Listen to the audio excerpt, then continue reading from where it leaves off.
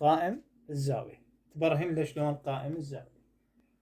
إذا أردت أبرهن شلون قائم الزاوية، أول مرة تاخذ الأي ويا البي وطلع المسافة بيناتهم، وإنه بعدين بي ويا السي وطلع المسافة بيناتهم، وإنه الأي ويا السي وطلع المسافة بيناتهم، بعدين تجمعهم ببرهنة فيثاغورس. فإذا الضلع الكبير ساوى للضلعين بعد ما مبرهنة فيثاغورس بعد التربيع، إذا مثلث قائم الزاوية. شلون راح نفسر ذلك؟ نفسره بالحل. تمام. نجي لأول شيء الأي بي. فقانون المسافة x2 ناقص x1 تربيع زائدا y2 ناقص y1 تربيع. هذا هو قانون المسافة. AB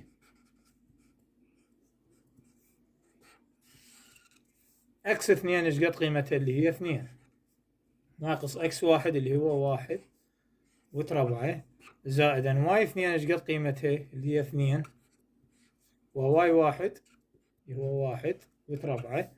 فراح أحصل هنا تحت الجذر 1 تربيع زائد 3 تربيع، فراح يصير 10.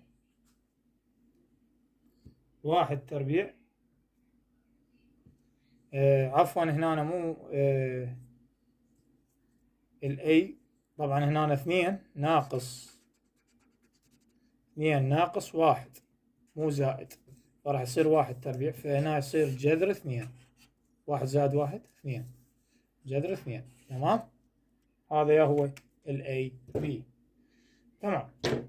نجي للأي سي.